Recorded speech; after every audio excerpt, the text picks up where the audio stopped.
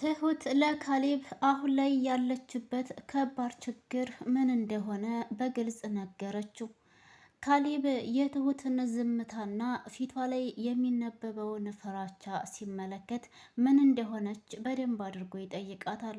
ትሁትም ደግሞ እየፈራች እንደሆነ ሕይወቷ አደጋ ላይ እንደሆነም ነበር የነገረችው።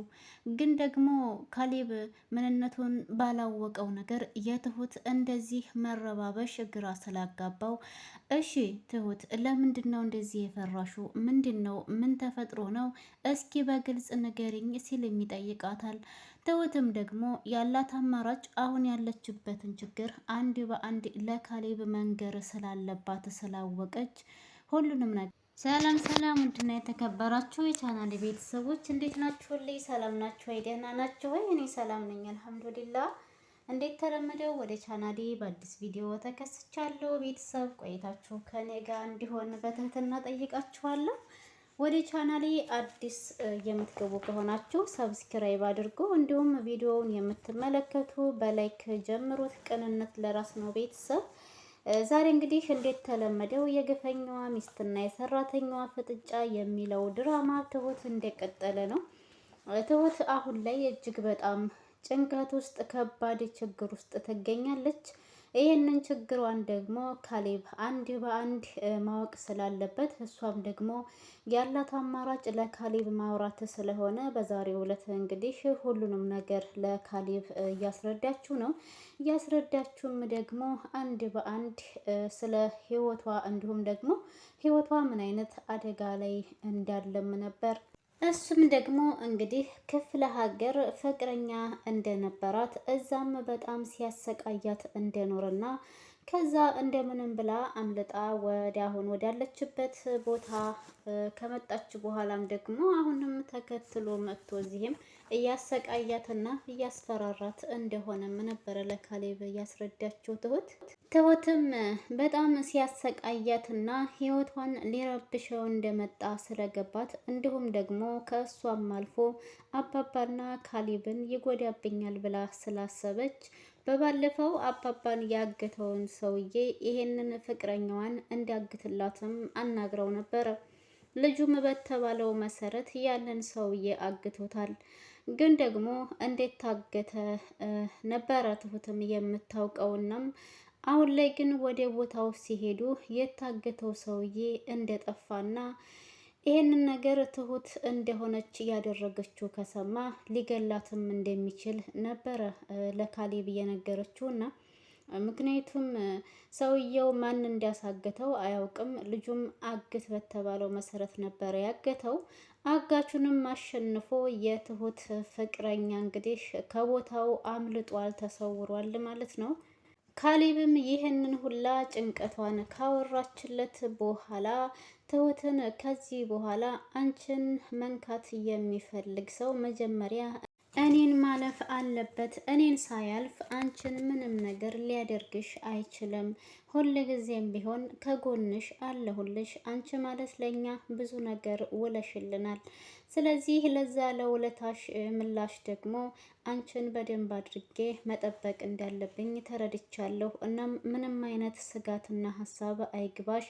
አይዞሽ፣ እኔ ከጎንሽ ነኝ በምንም አይነት ቢሆን። እናም ማንም ምንም አያደርግሽም። ይህ ቃሌ ነው። ሁልጊዜም እጠብቅሻለሁ፣ እመኝኝ ብሏታል ካሌብ። ከዚህ በኋላ እንግዲህ ከትሁት ጎን እንደሚሆን በደንብ አድርጎ በቃል አስቀምጦላታል፣ ቃል ገብቶላታል ማለት ነው። ትሁቴ አሁን ላይ ያለችበት ችግር እጅጉን በጣም ከባድ የሆነ ነገር ነው።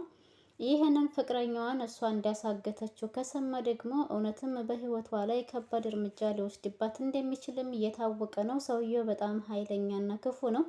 እንግዲህ አባባንን በባለፈው ሊያግተው ሲሞክር መንገድ ላይ እንደምንም ብሎ ነበረ አባባ ያመለጠውና ዛሬ ላይ በአጋች ቢታገትም ግን አጋቹን መሬት ላይ ዘርሮት ነው የሄደው ማለት ነው። እንግዲህ አጋቹም እዛው ተንዛሯል። ቲናም እንግዲህ አባባን በድጋሚ ልትመርዝ ስትል የውሃ ብርጭቆ ውስጥ መድኃኒት ጨምራ አባባ እንዲጠጣ አስባ ነበርና አባባ ግን ያንን ነገር ስለነቃባት ልትገልኝ አስበሽ ነበረ አይደል? በይ እስኪ አንቺ ጠጪው በማለት ያንን እሷ ያዘጋጀችውን ለአባባ ሊጠጣ የሚጠጣውን ነገር ማለት ነው መርዙን እሷኑ መልሶ ሊግታት ነበር እና እሷም ደግሞ እኔ ምንም ያደረኩት ነገር የለም አባዬ እባክህን ምን እያደረክ ነው ብትለውም በይሺ ምንም ነገር ካላደረግሽ ኮብ ውስጥ ምንም ነገር ካልጨመርሽበት ጠጪ እያለ ቢታገላትም ቲና ግን በጭራሽ እኔ ምንም ነገር አላደረኩበትም ለምንድን ነው እንደዚህ የምታሰቃየኝ ስትለውም ነበር። አባባም ደግሞ የእውነት አንቺ እዚህ የውሃ ብርጭቆ ውስጥ ምንም አይነት ነገር ካላደረግሽ ለምንድን ነው አልጠጣም ያልሽ? ታዲያ አንቺ እኔን ልትገልኝ አስበሽ ነበረ፣ ግን አይሳካልሽም። መቼ ነው ግን የምትማሪው? ሁል ጊዜ ክፋትና ተንኮል ብቻ ነው ወይ የምትሰሪው? ሲላትም ነበረ። ቲናም ደግሞ ላለማመን እንግዲህ ምንም አላደረኩም፣ ድንገት መጥተህ ጠጭ ስትለኝ ስለደነገጥኩኝ ነው አልጠጣም ያልኩህ እያለች ነበር። እንግዲህ ሲታገሉም ያ የተመረዘ ውሃ ተደፍቷል ማለት ነው። አባባም ደግሞ በቲና በጣም ስለተበሳጭበትና ከዚህ በኋላ ቤት ውስጥ መኖር የለባትም ብሎ ስላሰበ ቀጥታ ከዛሬ በኋላ ቤት ውስጥ መቆየት እንደሌለባት ሻንጣዋን፣ ልብሷን እንዳለ ለቃቅማ መውጣት እንዳለባት ነበረ ማስጠንቀቂያ የሰጣትና ቲናም ደግሞ ወደ መኝታ ክላሷ ሄዳ ልብሷን ወደ ሻንጣ ውስጥ እየቆጣጠረች ነበረ። በዚህ አጋጣሚ እንግዲህ ትሁት ወደ ሳሎን ስትመጣ አባባ በጣም ተበሳጭቶ ሳሎን ላይ ቁጭ ብሎ ስታገኘው ትሁትም ግራ ተጋብታ አባዬ ምን ሆነህ ነው? እየተፈጠረ ነገር አለ ወይ ብትለውም ለእሷ ምንም አልመለሰላትም። ይችን ልጅ ከዚህ ከቤት ተመልሼ ስመጣ እንዳላገኛት ብሎ ነበርና ከቤት የወጣው። ትሁትም ምንድን ነው አባዬ እያለ ያለው ምን ተፈጥሮ ነው ብላ ወደ መኝታ ክላሷቸው ስትሄድ ቲና እንዴት ተለመደው እንግዲህ እያስመሰለች ያለቀሰች በመምሰል ከወቱ ጋር ወይም ቁምሳጥኑ ጋር ቆማ ልብሷን እያስተካከለች ነበር። እና ቲና ምን ሆነሽ ነው? ምን ተፈጥሮ ነው ብላም ስትላት አባዬ እኔ ያላሰብኩትን ነገር እያሰበ ነው። ሁል ጊዜ እኔን ክፉ ለምንድን ነው የሚያደርጉኝ? ተሻሽያለሁ፣ ተቀይሬያለሁ ብያቸው ነበረ። ግን አንድ ጊዜ ስህተት ስለሰራሁኝ ሁል ጊዜም ስህተት ትሰራለች ብለው አስበው ነው መሰለኝ ማንም ሰው እኔን የሚያምኑኝ የለም፣ አላመኑኝም። እናም ሳሎን ላይ የሆነ የውሃ ብርጭቆ ተቀምጦ ነበርና ያንን ብርጭቆውን አንስቶ ውሃ ጠጪ ሲለኝ አባዬ ድንገት መጥቶ ጠጪ ስላለኝ አልጠጣም አልኩት ደንግጬ። ከዛ ውሃው ውስጥ የሆነ ነገር ጨምረሽበት ነው እንጂ የሚሆነው ካልጨመርሽበትማ ተጠጪው ነበረ። ስለዚህ ቤቴን ለቀሽ ውጭልኝ ብሎ አለኝ ትላታለች። ትሁትም ቲና እርግጠኛ ነሽ አንቺ ምንም አላጠፋሽም ወይ ስትላት፣ ቲና እንግዲህ በመናደድ አየሽ ትሁት እኔን ማንም ሰው አያምነኝም፣ ሁላችሁም ብትሆኑ አታምኑኝም እያለች የእውነት ሳይሆን የውሸት ለቅሶዋን እያለቃቀሰች እና በውስጡ አሁንም ሌላ ተንኮል እያሴረች እንደሆነም ወጣ ሲሉላትም ቆይ ያሳያችኋለሁ፣ ሁላችሁንም አንድ በአንድ ነው የማሰቃያችሁ እያለች እየፎከረች ነበረ ማለት ነው። ከዛ በኋላ እንግዲህ ከቤት እንድትወጣ ተደርጋለች። ካሌብ ግን የቲና ከቤት መውጣት ለሁሉም ደስታ ቢሆንም ካሌብ ላይ ግን አሁንም ጥያቄ አሳድሮበታል። አባባም በቃ ወጥታ ሄደች እኮ ምን የሚፈጠር ነገር አለ ሲልም ይጠይቀዋል። ካሌብም ደግሞ አባዬ ቲና ከዚህ ከቤት ውስጥ ለቃ ወጣች ማለት እኛን ትፋታናለች ወይንም እኛን መጥፎ ነገር አታስብም፣ በእኛ ላይ መጥፎ ነገር አታስብም ማለት አይደለም። እሷ ምንም አትታመንም፣ በውጭም ሆና እኛን ከማጥቃት ወደኋላ የምትል ሴት አይደለችም ሲልም ነበር። እንግዲህ አባባም ደግሞ ተው ልጄ ከዚህ በኋላ ሄዳለች፣ ምንም የምታመጣው ነገር የላትም፣ ቤቱ ሰላሙን አጥቶ ነበረ፣ አሁን ከዚህ በኋላ ቤታችን ሰላሙ ይመለሳል እያለ ነበረ ማለት ነው። እንግዲህ ቲና በመውጣቷ ሁሉም ቢደሰቱም ያው አንዳንድ ነገር ደግሞ የቲና ነገር ሁሉም በደንብ ጠንቅቀው ስለሚያውቁ ያላሳመናቸው ነገር አለ። ካሌብም ቢሆን ያጠራጠረውን ነገር ቢኖር እሷ ከቤት ብትወጣም እነሱን የሆነ ነገር አድርጋለሁ ብላ እንደምታስብ በእርግጠኝነት ጠንቅቆ ስለሚያውቅ ነበር ይሄንን ሀሳብ የሚያነሳው።